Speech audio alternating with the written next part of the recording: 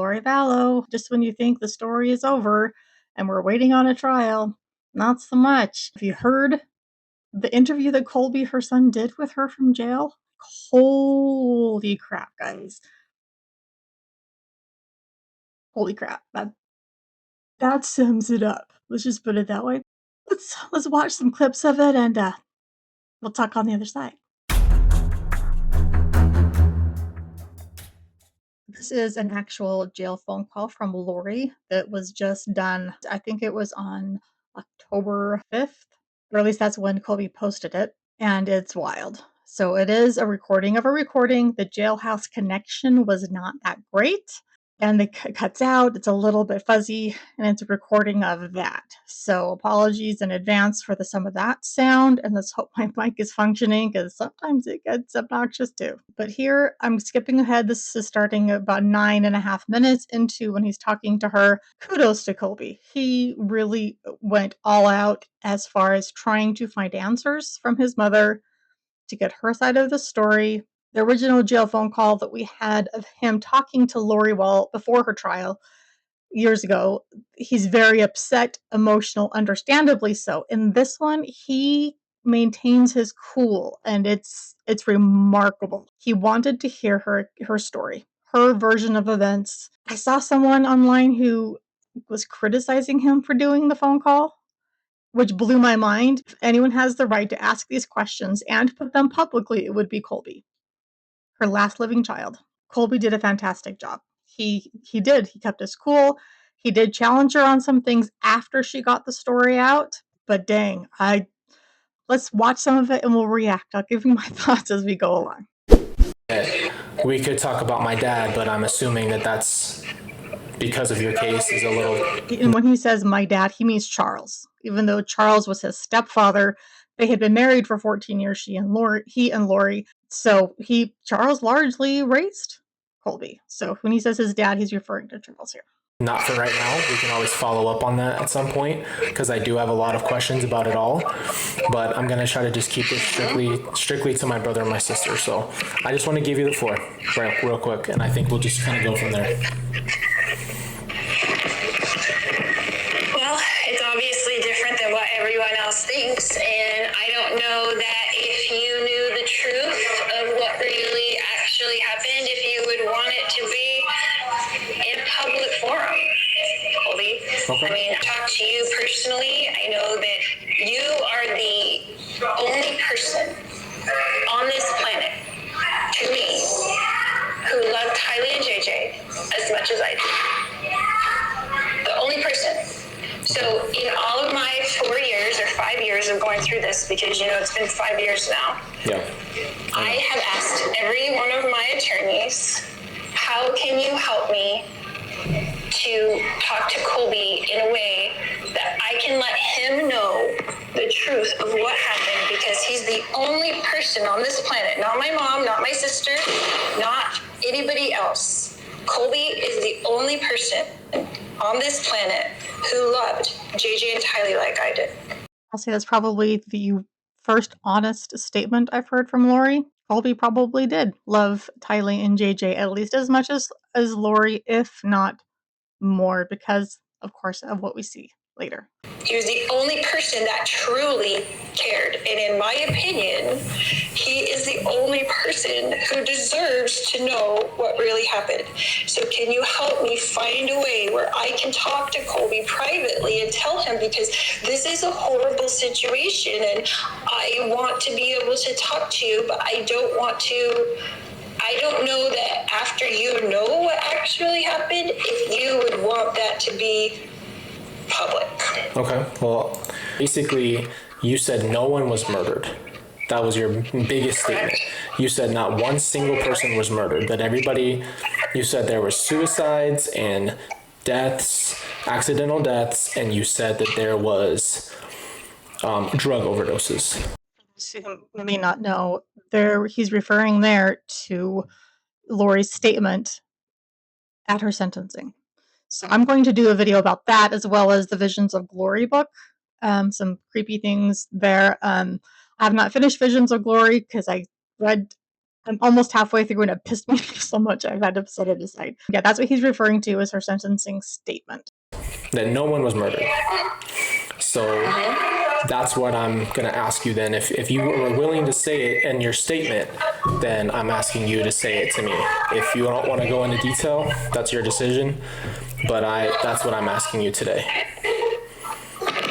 Well, what I can tell you is that I wrote out what happened with those 38 pages, and that's what I was telling my attorneys. I need this to get to Colby. I don't care who else it has to go through, but I don't think it's fair to Colby to not have this information, since he is the only person I feel like was as close to that cared about JJ and Kylie like I did. Now, you are the only person, Colby, in the entire world that I felt like And I'll point out that when she says 38 pages that she wrote, this is almost surely from jail, which means it was also almost surely by hand. So this is not like 38 pages.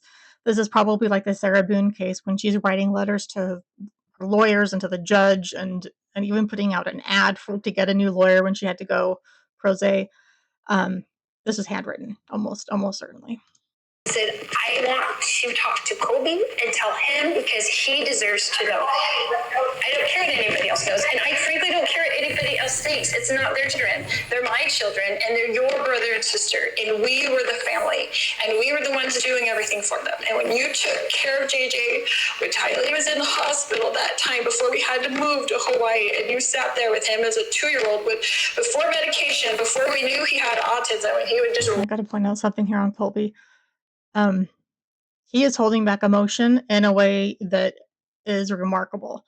When she mentions he was taking care of JJ in the hospital when he was 2 years old. Maybe I'll back up and so you can watch it again, but watch his chin. Body language experts talk about this muscle through here. It's called the chin boss. When people are emotional and trying to hold back tears, you see the chin moving in exactly this way. And you sat there with him as a 2-year-old before medication, before we knew he had autism, and he would just run like 100 miles an hour. And I remember... So he jumps in and finally kind of cuts her off and says, okay, let's talk about what I know. And he says that JJ was found with a bag over his head. Of course, he had been trying to claw his way out of it, and he was suffocated. And that of Kylie, there was very little left because she had been dismembered and burned. And so this is then Lori's explanation for what really happened. Remnants of her. Can you imagine why that is? Do you have any reason to think that would happen? No. So, did you know Kylie's desire of wanting to be cremated? That was your version of cremating her? That was the It wasn't version? mine. So she was saying that she wanted to be cremated, and this was cremation? That's no. But then notice that she said, well, it wasn't her idea of cremation. So she's putting the blame on someone else, whether it's on Alex or on Chad. She doesn't say, but essentially she's saying that Kylie wanted to be cremated, and so then she let somebody else take care of that. What? Because that doesn't sound... It wasn't mine. But did you know that she had that desire? No. Well, so you don't know because you weren't there, but after Charles passed away, and Alex and I and Kylie were at our table in there at the house in Chandler, and we were going over Charles' wishes, and Charles had put all his stuff down saying he wanted to be cremated, and don't ever put me in a box or I'll come back and haunt you, because he was claustrophobic. He didn't like the idea of being in a box, and he had said all these funny things on his letter to me. And Kylie said to me and Alex at the time, she said, don't you put me in a box either. She's like, whenever I'm out of here, I want to be cremated. That was her big thing. Something out here. She contradicts herself later. So pointing out that if this was what Kylie wanted, she wanted to be cremated, and that Charles wanted to be cremated because he was claustrophobic and didn't want to be in a box, and Kylie wanted the same. Okay, keep that in mind. But why wasn't she cremated then? Why didn't you cremate her? If she wasn't murdered, why was she picked? But she wasn't. Pieces? Okay, according to what you say, and you say you were there, I'm trying to give you the space without telling you what I think and feel. I'm trying to ask you the question because that's not cremation. I have my brother and sister's ashes. That's cremation. I have them. Can you imagine coming in on that scene? Can you imagine as a mother, you're a father now, so imagine you come in and find 2 of your children deceased. So imagine, you're a father, imagine. Now notice later how often she says, you can't imagine, you can't imagine. She just said he can because he's a father.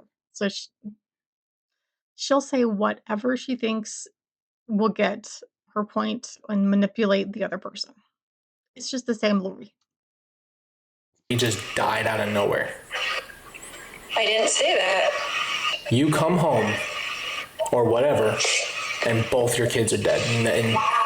And then what? You just never tell me what happened? Or you never tell anybody anything?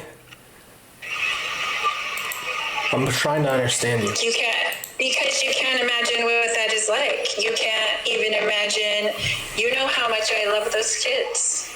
You know how much I've put into them. You know how much I've done everything to protect them. You know how much I've done everything to get Kylie every kind of help, fought in every kind of court to keep her safe, fought in every kind of hospital so they wouldn't do a whole bunch of horrible stuff to her. So assuming, let's pretend for a moment that she's sane and telling the truth, both, which, yeah. A mother walks in on seeing 2 of her children deceased. The first thing you do is call for help. You pick up a phone and call 911.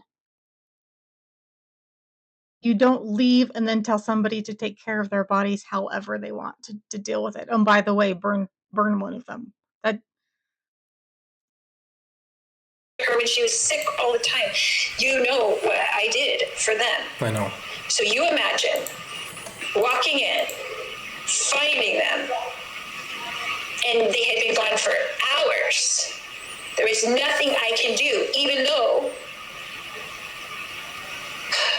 you just can't imagine. You can't imagine that scenario because until you live it, you can't imagine that scenario. And when I came in and I knew Kylie had been upset, and I knew that she was upset with me that weekend because she wouldn't stay at the house because Melanie Gibb would stay there, and she hates Melanie Gibb, as you know. Everyone knows this. She hated her. And she couldn't stand her smell because she had the essential oils, and Kylie got sick off the essential oils in 6th grade because her teacher made her drink the essential oils in 6th grade to help her pancreatitis. Completely. I want to go, it doesn't surprise me that Melanie Gibb did essential oils. Not a surprise whatsoever. But also, they're not supposed to be ingested. So what the heck was Tylee's teacher trying to do? And what kind of teacher was this? Is this a school teacher? She shouldn't be giving her any kind of medication or oils or anything. Treatments of any kind. Like, are you freaking kidding me? But yeah, the fact that her daughter would get sick to her stomach smelling of oils, and then Lori would still invite that person to stay over at the house. What a loving mother. You remember all that. So she didn't want to stay there. So I asked her to babysit JJ, put him to bed that night, which is what she always has done, right? She was again, she's like, oh, so I asked her to put JayZ to bed, as she always had done. So which is it? Did you ask her to do it this time? So that you could, later on, she says, so she could record her podcast with Melanie Gibb and David Warwick. Or was that something that Tylee did it was her job every night? Like, make up your mind. She's kind of, that doesn't make sense. I was going to do my podcast with stupid Melanie and Dave, right? So JJ wouldn't interrupt it. And then I was picking him up in the morning to get him ready and take him to school. And when I came in on that scene, She says she did her podcast, and then she didn't walk in on them until the next morning when she was getting ready to take JJ to school. I'm sorry, but when my kids were young and home, until they were probably teenagers, I checked on them before I went to bed every single night. Whether or not I had read to them and tucked them in, I would still go do my final rounds, check on my kids one last time before I'd go. So it's wild to me that she's claiming she didn't do that kind of thing, or she actually didn't. That's just, and maybe some mothers don't, but that's, to me, that's a normal thing to do. You check on your kids one last time, make sure they're okay, and then you go to bed yourself. That's normal to me. And she and I are like maybe a year apart in age, so it's not like a generational difference here. Scene, and they were gone. I thought Kylie did it to get back at me. I thought it was all my fault. I thought she was mad at me, and that's what had happened. And the reason why she visited me and why JJ visited me and came to me right after that is because to tell me that it wasn't my fault, because I was blaming myself 100%. 100. She seriously claims that when she walks in on her two deceased children, that she blamed herself because Kylie was mad at me and maybe I should have done something. That Kylie somehow, she's claiming that Kylie had taken both of their lives. That's what she's claiming.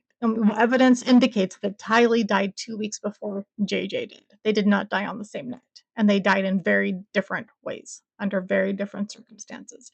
So the very basic premise of her claim here is absolute. Why didn't I get Kylie more help? Why did I let her get off of her meds? Why did I not do something different? Why did I let Melanie get to stay here? Why did I do any of these things that would lead to this? How could it possibly have happened? Why and how? Why and how? I mean, you can't even imagine what that is like. No one on the earth can imagine what that's like. You're telling me that Kylie took JJ's life and then took her own life. On accident. And took her own life then? After? So who chopped and burned her? And who duct taped JJ and put him in the ground? So you're telling me Kylie took JJ's life, then took her own life, and then someone cremated her by dismembering her and burning her and throwing her in a pet cemetery, and then somebody bound JJ, put him in a trash bag, and threw him in the backyard. And that was it. That was the end of it. What I'm saying is I wasn't aware what happened to them after I left that scene. Are you not aware of what's happening to your children's bodies after you leave at the scene? Are you freaking kidding me? What kind of monster sociopath are you? You gave it to someone else. You gave the responsibility to someone else, is what you're saying. Correct. Okay. And then I didn't. I just ran out. okay. So you're saying someone else took care of the situation. Yes. Then I don't have to go into more detail there. Somebody else took care of these things. So you correct. Okay. I'm telling you that their spirits were gone from their bodies at that time. They were gone. They were already in heaven. They were already gone. Okay. Correct. Okay. So you're saying that they were gone, and why, if that's the case, then why wouldn't you just tell us? What was the secrecy for? Why didn't anybody know? There's a lot of reasons. Colby and I've gone over that a million times, and okay. I can tell you from the beginning my thoughts then and my thoughts now obviously are different. I've had lots of therapy about it, to kind of work through it myself. But at the time, I didn't want anyone to know what Kylie had done to JJ, and I wanted to continue to protect Kylie as her mother, who has been trying to protect her whole life. At least, her reputation, her good name, that she somehow had taken her own life and her brother's first. And then Laura's little crying right here. I can't buy it. Like, this is my scenario, Colby. What if Tylee holding JJ down for too long, trying to get him to not scream and be loud in the apartment, which she was always upset about. We weren't in a big house anymore. We were in these tiny little apartments, and he was loud. And what if she held him down too long and realized afterwards what she had done? What if she had come running to me and told me what she had done, right? That it was an accident? Do you not think that I would have told police that I did it to save Tylee? Because you know that I would have. She makes a whole crap ton of assumptions here. Like, she walks in on 2 children supposedly deceased, then just jumps to all kinds of conclusions as to what happened. Why wouldn't you call an ambulance and see if can they be resuscitated? What actually happened? Why wouldn't we want an autopsy to see what happened? Why did my children stop breathing? What? And instead, she just assumes this happened and then this happened, and therefore I must protect my child. It doesn't make the least bit of sense. Absolute load of crap. Kylie, and in my mind at that time, and some people might think it's not rational, but I wasn't rational at that time, because you can't imagine what it's like to find your children in that way. You can't imagine. So no, I was not being rational. However, I was still protecting Kylie in my mind, and I still am. This is why I only wanted to tell you privately. I didn't want to tell. This is something that she repeats many times. She says, in my mind, in my mind, in my mind. So I think that's a way of saying, I understand that not everybody will see it the same way, that maybe I was wrong, that it's a way of deflecting blame, I think, and guilt, because in my mind, this is my reality. And she knows it's not reality. In my opinion. I don't want to tell the world that Tyler stopped taking her medication 2 weeks before this. She was on anti-anxiety medication, anti-depression medication. She was on a medication for panic attacks, and she was on birth control so her ovarian cysts wouldn't be bad. She was on all that stuff, and you know how she was, and you know how stubborn she was, and you know how she would do anything that I told her to do, and she would do the opposite. So no, I haven't wanted to tell everybody.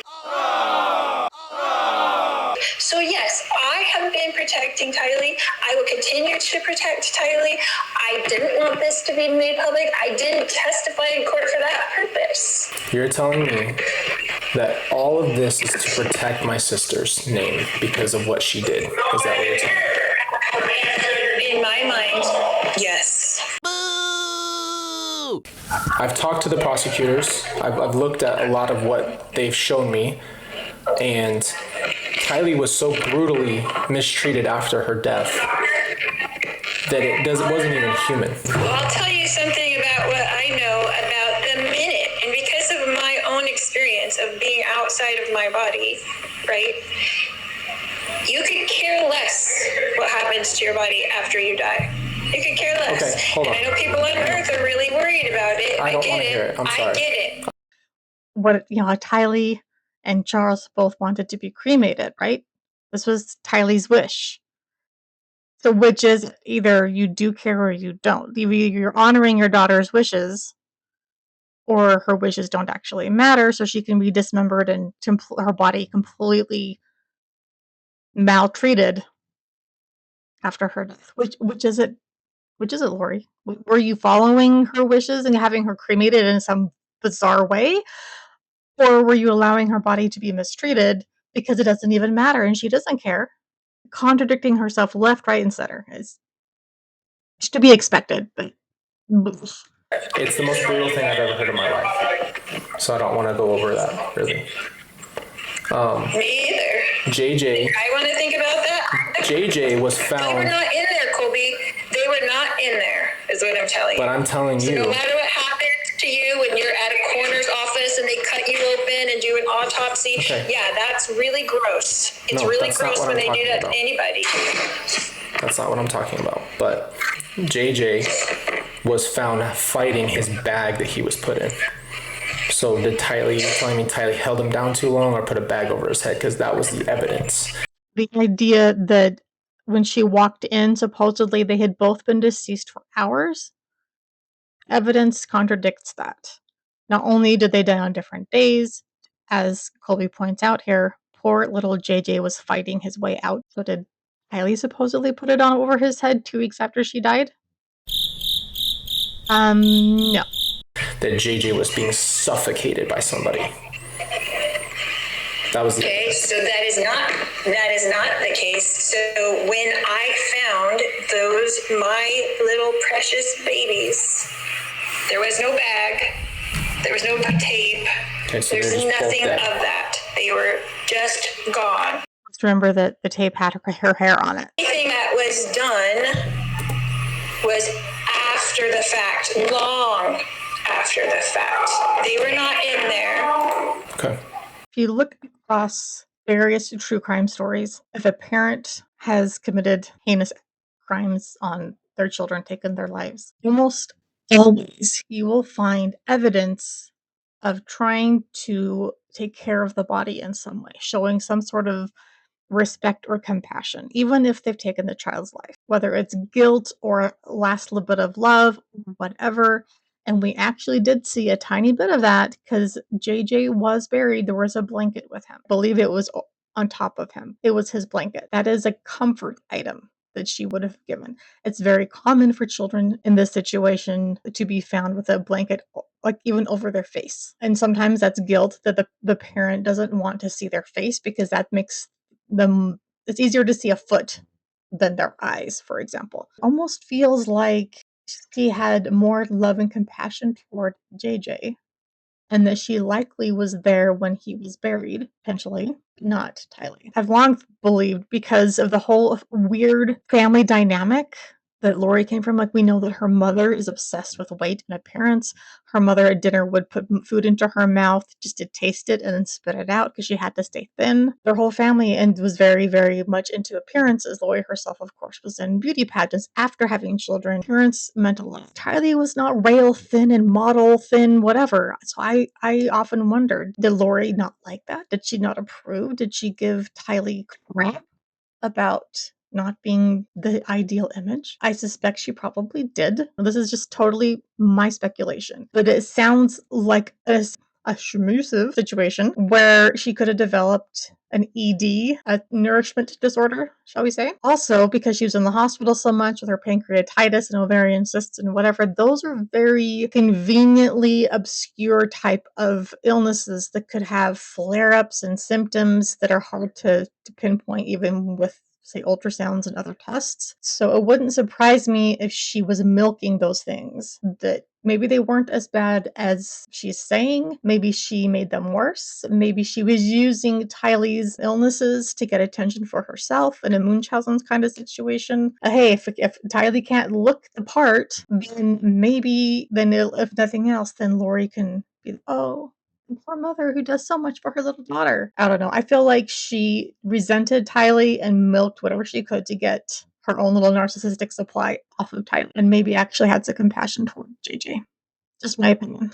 Since that's what you're going to say, how have you been affected since 2020? How has this affected Keeping in you? mind that the children actually died in 2019, but she was arrested in 2020. Going to jump ahead just a little bit. Again, she keeps repeating herself, of course, but also jumping to she's the victim, of course, and everything. But this is where she's talking about some of her spiritual beliefs and how Jesus came to her. That's what I really remember. I mean, you did tell me about the whole multiple lives thing, but that's about the basis of what I remember you telling me. Right. And where did I tell you where that experience happened? Yeah, you said you're in the temple. And just let me point out that as a Latter-day Saint, that's incredibly offensive. Like she's using the temple, which is the holiest place for us, as a justification for the things that she's done. And to claim that she is having actual personal visitations from Jesus himself. And it gets worse. It just ugh. I learned all these things that I know from Jesus personally. So when he came to me in the temple and he put his hands on my head and ordained me to do something for him, like a job, right? And he said, will you do this job if you lose everything? This was in 2017. Okay. And then he said, will you do this job if you become like Job? That's what he asked me. And little things here. So this is LDS terminology here that she gets wrong, ironically. So what you probably heard about priesthood blessings if you know anything about the triad all, because Chad would give these priesthood blessings that were just, I'm sorry, blasphemous. What he's doing, they're just gross. Usually they are done with placing the hands on the head. He would do them by Zoom. Apparently, that's not how it's done. It's no. But she's claiming that in the temple, Jesus came to her, put his hands on her head. And so this would have had to happen in the celestial room. I can't imagine it happening even in her own little weird world anywhere else, which is a giant. It's not giant. It depends on the temple, but a largish room. It looks like a really pretty living room with giant chandeliers and stained glass, and it's supposed to be sort of a representation of heaven. And it's where people go after they've done ordinances of the temple, and they can pray, and it's very quiet and reverent. So if she's there and Jesus shows up, no one notices. Really? Like, what? But also, the word ordain, that's not a word used when giving a priesthood blessing. Ordain is when you are given, you are ordained to a specific office within the priesthood. So you are ordained to be a bishop. It's a title. So you're ordained to be a priest, a bishop, a high priest. There's an elder. There's very specific offices that you are ordained to. But you are ordained does not mean getting a priesthood blessing or an assignment. So she's using that word totally wrong, which I find it's a small thing, but it's just one more little bit of me going, Lori, you are such an idiot, and you don't even know your own gospel and vocabulary. What are you even trying to claim? Time when he was right there with me, and you have those wonderful, heavenly, peaceful feelings, I thought, sure, I'll do anything you want me to. Go to the ends of the earth. I'll follow you to the ends of the earth like Peter. And then you walk into that scene and you're on the ground like Peter. Like, what is this about? What do you mean lose everything? I lost everyone, and including you, which was really the hardest loss of all to me, because you were my best friend for 24 years. I'm sure she means that as a compliment, but to me, that says this is a very unhealthy parent-child dynamic. That is an enmeshed relationship. That is what 6-year-old Colby having to be an adult for his mother. That is messed up. 4 years was harder on me than even losing the kids. She said that losing Colby was harder than losing JJ and Tylee.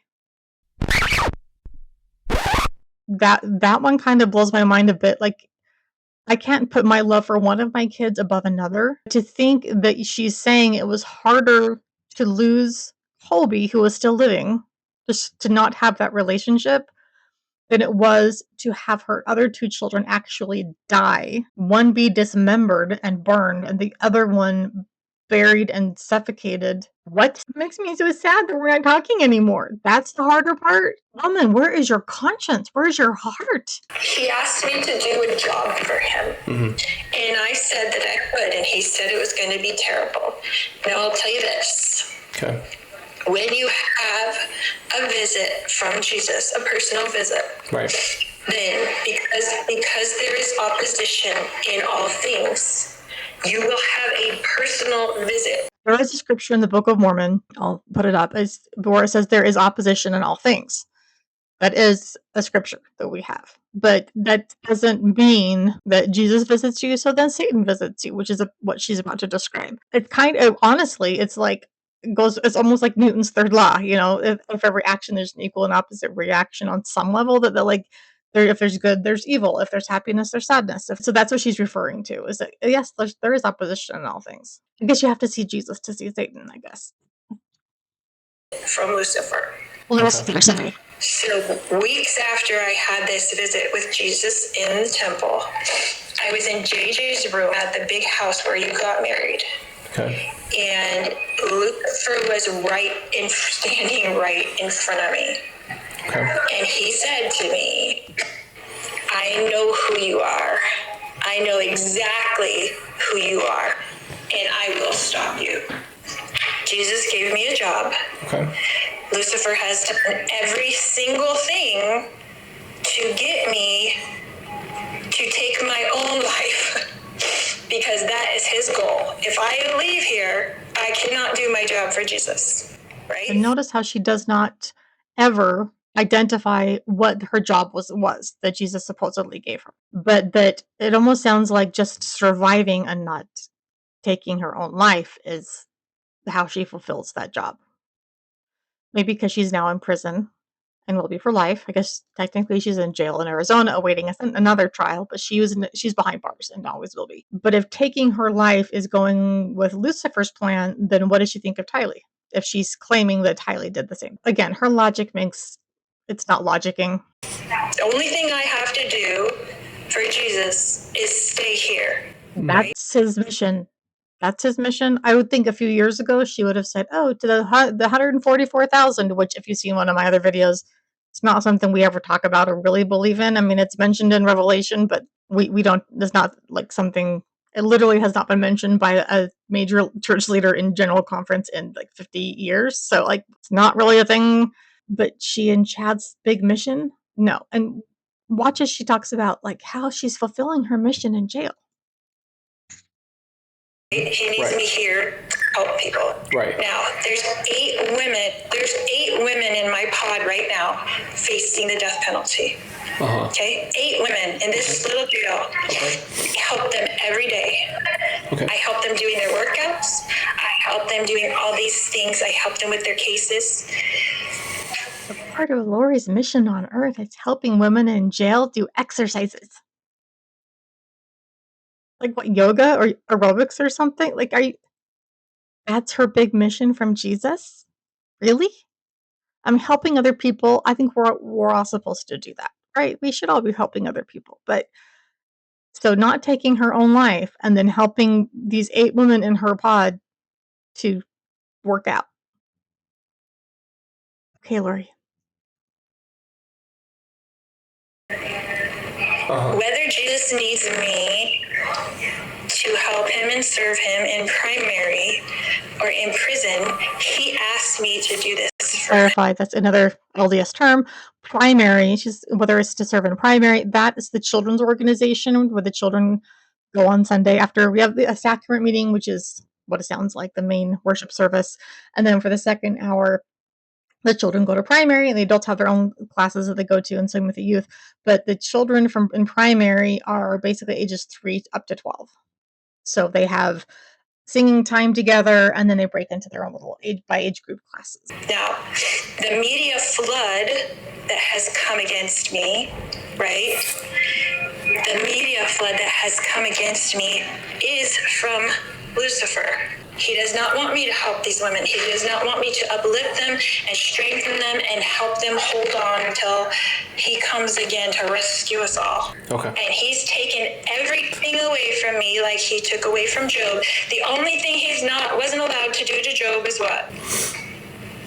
Kill him. He wasn't allowed to kill Job himself. Yep. But he was allowed to do everything to make Job want to kill himself. Right? Everything. Right. So, it is a personal attack on my family because Jesus asked me to do a job for him. And a lot of it is, again, her circular logic. Colby does actually call her out on a few things, push back a little bit toward the end, and then after the phone call, there's his reaction where he admits it's the hardest conversation he's ever had. That's probably even an understatement, but bless him. I cannot fathom the depth of the grief this young man has been through in his life. The absolute betrayal, the loss, and good on him for trying to uncover more of the truth, calling out his mother for not putting up with her crap. I have a deep respect for Colby. I do wonder, now that she does actually have another case coming, she didn't talk specifically about Charles's death. He didn't ask specifically because she does have a trial coming. Some things about Charles's death did come into her previous trial when she was being tried for the deaths of JJ, Tylee, and Tammy Daybell. So I do wonder if some of this conversation could be used in her trial. I also wonder if this has been her argument all along,